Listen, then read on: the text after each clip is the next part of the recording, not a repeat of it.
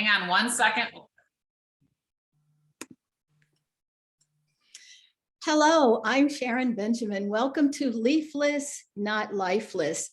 Did you know that according to Britannica Encyclopedia, leaves fall from the trees not just because it's autumn, but they fall because it's a protective mechanism. Evergreens actually have wax and resin on their leaves to protect them through the cold. However, deciduous trees don't have that. So the leaves fall, and it has to do with making way for new leaves. So water freezes, when water freezes, it expands. So if the deciduous tree's leaves did not fall, then there would be damage to the leaf cells, and the cells would rupture. So there wouldn't be any ability for photosynthesis. So they have to fall. And not only do they fall to help the trees, but when they fall, they also decay and give life to other things as well. So it's not just for the trees, but it's for new growth also. So the leaves, if they were to stay on, they would get damaged, they would damage the tree. So when we think about that ourselves, the leaves that we lose, it's not just a loss. So when we're going through certain situations and we lose those leaves, growth is actually taking place. And it's not just for us, but it's for other people as well. So have you ever found yourself in a situation that from the outside, it appeared to be leafless? However, you're growing and developing all that while. You come to realize that the ones that you lost, the leaves that you lost, were really helping you to grow. It was actually a growth process. So it was not really a loss, but it was a growth and development, not just for you, but for yourself, but for others as well. So my guest today is one such person, Melissa Figgins. Welcome, Lisa. Thank you so much. Yeah, yes. Lissa is short for Melissa. I say it's Melissa without the M-E because it's not about me. So what a beautiful picture of the leaves and why, right? That why behind it and how God created it in such a way for our best. I love that. It's amazing, so yeah, my background, these are the trees in the backyard. I was out there one day and I was thinking about, wow, just because there are no leaves does not mean that growth is not taking place. And of course, I was going to do scenarios on myself, and the Lord just brought to my mind, talk to other people. And Melissa, you're one of those people. Lissa was she's married, 3 children, a military wife, was managing the home and children while her husband was away, deployed, helping to protect this country. But during those years of serving in those roles as wife and mother, and she started thinking about a broader self. And she came to realize that without really deliberately noticing that she was actually growing and developing, and decided to share her growth and development with other people. So Melissa will share with us a bit about her life and how she came to start this organization to empower women. So you're on. Tell us a little bit about your life. Thank you so much. Well, thank you for that introduction. My husband and I just got away to celebrate our 26th wedding anniversary. So it's so amazing, right? How quickly time goes. And are we really old enough to have kids that are now 24, 22, and 18? In just a few months, we will have an empty nest. And so that will be a new stage for us. And both of our boys have followed in my husband's footsteps, and they are both active duty in the military as well. So so I am still very connected, even though my husband is now retired himself. He's now living vicariously through the boys, right, and their experience. Yes. But the interesting part of the story is I did not know that I was going to be a military wife. When I married my husband, he was doing, he had an initial small enlistment that he did just to help with college, and didn't necessarily have an intention of continuing that. And so when we met, he was almost done with that. And so we married. And he finished that commitment that he had. And then a few years later, 9/11 happened. And he just could not sit by and not be part of what was happening in protecting our country and standing up for our rights. And so he re-enlisted. And I remember my dad saying to me, wow, you did not know that you were signing up to be a military wife. Like that was not even part of the conversation when we got married. And yet, of course, my commitment to my husband was, in all things. So of course I was going to support him, even though that meant me being left behind with 3 young kids. In fact, the first time he deployed, our daughter was just turning 1. And then the boys were both 5 and under. So they were busy, very busy times Yes. during that time. So it's in his blood. He just could not stay away. Right. So what was it like, Melissa? What was it like for you while your husband was deployed? Was it a time of reflection, or did it feel like these are just chores? It felt like survival, to be honest. Like, I wish I would have used the time for reflection. I wish I would have known then what I know now, because Yeah. I would have used that time for reflection. But all I could see was what was the next thing in front of me. It felt like it was the cycle of get the kids up, get them fed, get them dressed, get them where they need to be, get them fed again, bathed, in bed, and then let's get up and do this all over again, right? And when you're doing that by yourself for about a year, we did that 3 different times. It's a lot. And we did not live on a base. So I did not have support of other military families and wives who understood what that was like. So really I was fighting my own battles right here on the home front while my husband was overseas fighting those battles over there. Yes. So how did you keep, before the next question, you sound kind of like what I was doing, because our boys are just a year apart. They're in their 30s now, but my husband's hours were such that by the time I got them up and went through the daily routine and by the time he came home, they were in bed. So, Mm. so how did you keep yourself lifted during that? I won't say it wasn't mundane, because I think those of us who are true mothers really enjoy the parenting, but how did you keep yourself lifted? What did you do for yourself? Well, again, I wish I would have been more aware of what I should be doing. But at the time, there were 2 things that were really important in my life. One was my faith. And so I really just, leaned into my relationship with the Lord, and just knowing I can't do this in my own strength. And I needed, his strength to be able to do that. And also the community that we had around us of just friends and family. We were very connected at our church. And so there were times they were so gracious. They would take my kids once a week just so I could go shopping by myself. I could do errands, I could go get my nails done. I could go to the doctor, whatever I needed to do that I could do. So I knew I always had at least a time block each week where I just had some me time. Usually I was, getting stuff done, but that was so helpful in making it through, right, that time that we had apart. So at what point did you realize, Melissa, that I am more than a military wife? What was your moment? Honestly, it was not while he was gone, because I didn't even give myself time and space to think about that. And it really was quite a while after he had come back from the multiple deployments that I think I finally had that realization. I remember one time he had come home from a deployment, and we were going away for, a little getaway weekend, him and I. So my parents came to stay with the kids. And I remember getting in the minivan, because we were in that stage, with 3 car seats. You have to have a minivan to make things work. And so we were driving to this place about an hour and a half or so away. And very, shortly into the drive, my husband starts asking me, so what are your goals and what are your dreams? And I just was like incredulous, like, what do you mean? What are my goals and dreams? You have been gone for a year. I've been home with 3 small children. Who's had time to think about me? When was the last time somebody asked who I was or what I thought or what I wanted? I don't even know what you're talking about. And he kept asking. And it got to the point where I really was struggling with that. Right.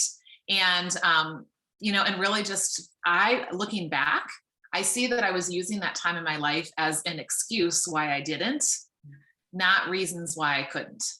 Because I think no matter what's going on in our life, we always have a choice, right? We always have a choice. And when we know our bigger purpose and we have that vision, yes, things may not always go exactly according to the plan that we have laid out, but that helps to drive, the actions and the choices that we make every day. But I was more living by default. It was literally just, like I said, one step in front of the next.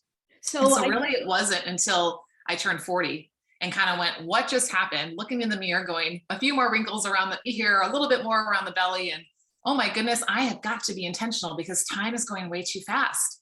So that's when I really had that wake up call of, okay, maybe there is life outside this four walls of being a military wife and being a mom to these three kids who are going to be leaving the nest one day, right?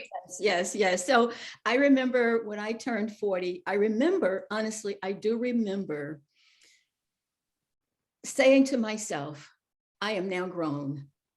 I remember doing something that I hadn't typically done, nothing wrong, but I remember, I think I had my hair in braids or something, and I actually put on a wrap and wore that to church. And I walked in and someone mentioned it. And I thought to myself, you know what? I am now grown. I can kind of do whatever I want to do, not crazy stuff, but Right. crossing that threshold. So it sounds like, Melissa, that was your shining moment, so to speak. It was the start, is what I It would was a say. I start. don't think Okay. I really knew exactly what all that was going to entail. I just knew that I didn't want to keep on that path. Even though I trusted that, God had a plan, I still knew that, there were things that I had been very active in previously that I wasn't doing anymore. And I just felt that tug in my heart saying, I've called you for more. I've gifted you with some abilities and you're not using them. Like, let's get up, let's go, right? Enough of sitting around feeling sorry for yourself. Woe was me. I've been by myself for all these years. Now let's go, let's go do something with it. So tell us a little bit about what you did with that moment, what you got started. Sure. Well, really, it was a personal process, right? Of just kind of asking, what is it that fuels me? What is it that energizes me? What is it that I'm drawn to? What are the things that, I naturally would spend time thinking about, dreaming about, talking about? What are the things that other people come to me for? And actually, at first, it started with health and wellness because I had had a cancer scare just a couple of years prior to that. And so I had a wake up call then to, I need to make sure I'm really being intentional in that area. And so that's where it started. But along the way, I kept having these conversations with women, and I found this common theme that right around 40-ish, and I will say to the person who's listening to this who's not yet 40, good for you, because if you can figure this out well before 40, then you are ahead of us, right? Yes. And if you're way after 40, it's never too late. But I noticed this, it wasn't just about the weight they wanted to lose or the energy they wanted to have or the skin that they wanted to, how they wanted it to look. It was really about what kind of life they wanted to live, right? And how then health and wellness could help support that. And so the more I asked questions, the more I got curious. And I thought, wow, most women are making it all about everybody else in their life, right? We nurture, we serve, we give, we sacrifice. And then we one day wake up and don't recognize ourselves in the mirror like I had done. And so that's really what birthed what I'm doing now, to help women to really push pause and say, who am I?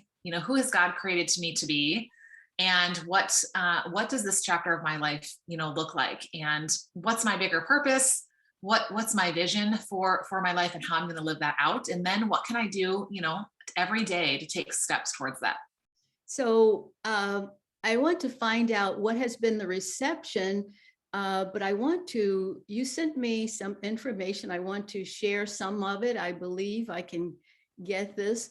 And I think this is a part of what you're talking about here. So faith, family, friends, field, finances, fitness, fun.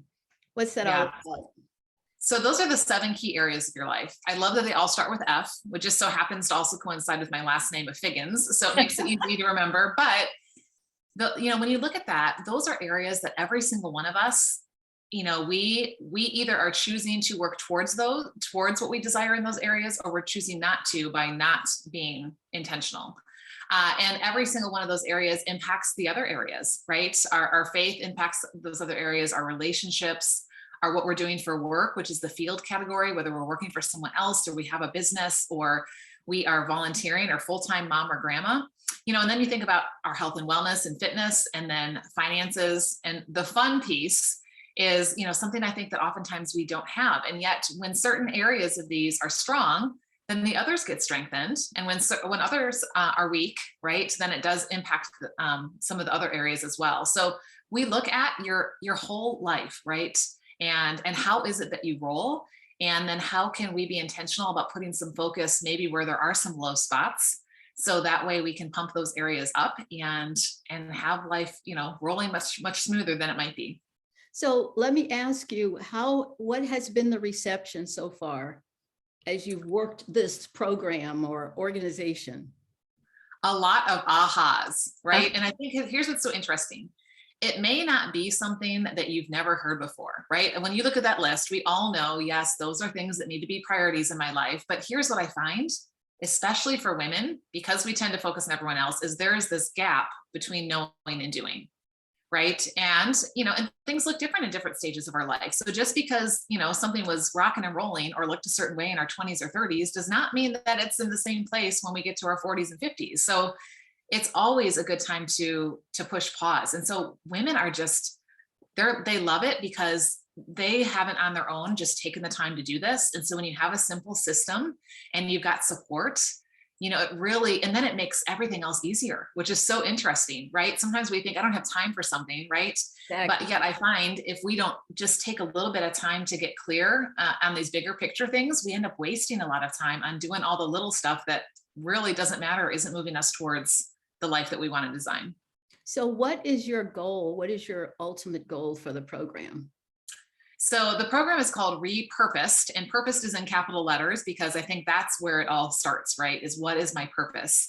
And my big picture vision is to get women away to destination places, away from life, right? Away from all the stress, away from all the responsibilities, away from all the distractions. Let's be honest, we live in a world of distractions. Yes. And just be around other women and push that pause button and look back and say, okay, where have I been? What does this last year look like? What have been the highs, the lows, the lessons, the challenges? What's coming out of that? And then starting to look ahead for where you want to go, right? And setting out those intentions. And then to be able to have that support then when we go back to our everyday lives, so we don't just fall right back into the same thinking and the same patterns, right? That we can continue to really, continue to work on ourselves and continue to, take steps towards what it is that we say is important to us and what we feel like we're called to do. And I think something you just mentioned, the going and doing and getting rejuvenated, but then having the support to keep going, to continue, because it's very easy to fall back into whatever was the prior pattern. Exactly. Yes, all those triggers are right sitting back for you at home, right? And that pile of dishes is waiting, and the kids are still needing those things, and your husband, but when you go back with a different mindset, I used to be the girl who was focused on what I was doing. And I've learned when I pull back and I really work on my thinking first, then it drives my doing, right? And when those opportunities come across my plate, I can very quickly evaluate, yes, does this fit in with where I'm going? And if yes, then I will embrace it fully. And if not, I have no problem now, right? Saying this is not a best yes for me. And that's really freeing for women. A friend of ours has said, no is a complete sentence. Yes, right. And I hadn't thought about it before because, you talked about how you were very active in doing so many things before marriage and before the kids. And I remember kind of the same thing because, I was in the choir, did Bible study, prison ministry, morning prayer, you name it. And when I got married and we had small children, I was still trying to do all the same things. Right. And then feeling guilty about it. So how do you help women get beyond that feeling of guilt? If I don't do it, it won't get done. Wow. I mean, that's a hard one, right? Because I think we often think if I take time for me, it's selfish, right? Like, don't worry about me. I'm good. You guys do what you want to do, or you decide, I think so for so long we've pushed it off. And so I think the first thing is knowing that you are worthy. I truly believe that every woman has been created by God for greatness and a purpose. And like I said earlier, our kids will not always be in our homes, and we will still have those relationships, right? As they grow and move out, but it's going to look different. And so if we are not, making sure that we are taking care of ourselves and filling ourselves up with the things that, that really make our hearts sing, then we're not going to have a whole lot to pour out to others. And I think that is actually the selfish perspective, right? When I give and run myself dry, then when you need something or want something, or I want to give something to you, I have nothing left. Or you're getting just a very, a very small piece of what I would, like to be able to give. So I think that first one is just recognizing, that you're worthy and that you can't keep giving if you don't keep filling. Is that, does that fall in line with your, the default, you cannot travel within and stand still without? Yeah, so I read that a few months ago and it really just stood out to me, right? Like, first of all, I don't think many of us travel within, right? We just literally, it's what, again, it's what's right in front of us and we're reacting to how things are happening around us, the people, the circumstances, what comes in on our devices, and that's what drives where we go. Mhm. Right. But if we are truly, traveling within, so we're really envisioning what it is that, how could I serve in a bigger way? What is it that God's called me to do? What's the greatness inside of me? And we start really visualizing that, it has to come out. Right. So you can't do all of that and then just keep sitting in your living room. That then has to start going into action, right? Which is how we start living by design, because it's coming from the inside out instead of how most people live, where they're living from the outside in. That's a very good point. And you talked about looking at whatever comes your way and kind of assessing it.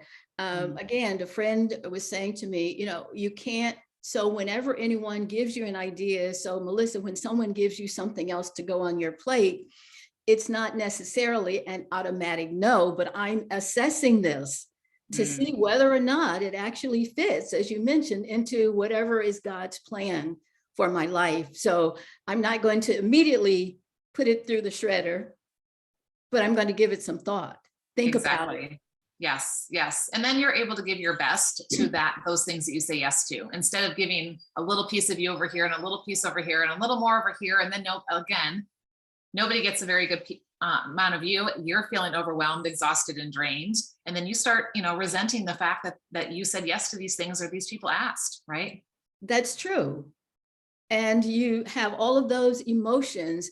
And I'm guessing that as you develop this organization so that there are those retreats, that would be a big part of helping women to understand that you don't have to feel guilty if you say no. Yes, exactly. Right. And it's something we need to keep coming back to, because we forget, right? We hear it and we say, yes, okay. And it hits us. And then guess what? The next situation happens and we find ourselves, like you said, right back in that same place. So, in the meantime, we do monthly workshops so that we're really focusing where our mind is, so that we can continue to come back to that place that, of that awareness of, okay, am I really being intentional and living by design, or am I falling back into default again?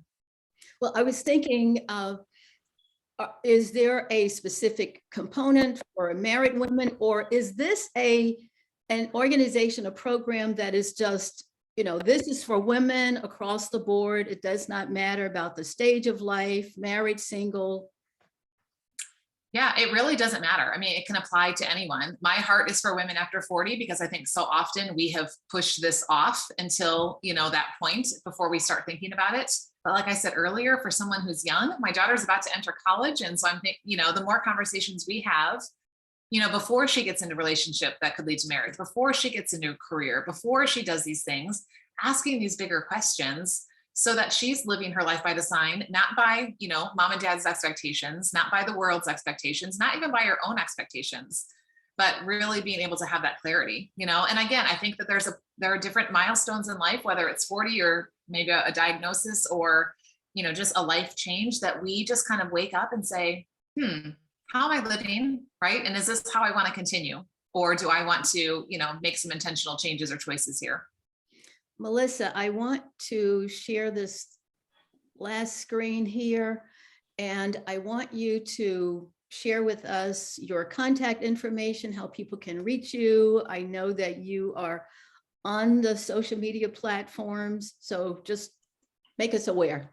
Yes. Well, first thing I want to say is where you are is just where you are. It's not who you are, right? So you always have a choice to be repurposed. And, and so I invite women to reach out. I'm on social media, Lissa Figgins, on any social platform. So you can find me there. Or my email is lissa@lissafiggins.com. And I do have something brand new that I'd love to offer. I just put together a to-be list instead of a to-do list, right? What things do we need to focus on to be first? So if you want to head to my website or lissafiggins.com/be, you can grab that and start using that to really get your mind and your actions then aligned with who you are and where you're going. Sounds good. This is wonderful. Thank you so much for being with me here on Leafless, Not Lifeless. And you can contact me as well at leaflessnotlifeless@gmail.com. Thank you for joining, Lisa. Thank you for being here. And thank you for listening and watching. And again, feel free to contact me at leaflessnotlifeless@gmail.com. Let me know about your stories. What have you done? Where have you gone from what appeared to be leafless, but all the while you were actually growing and developing, and you have bloomed, have blossomed into even something greater. So again, thank you so much. Leaflessnotlifeless@gmail.com, and see you next time. I'm Sharon Benjamin. I'll see you the next time on Leafless, Not Lifeless. Thank you.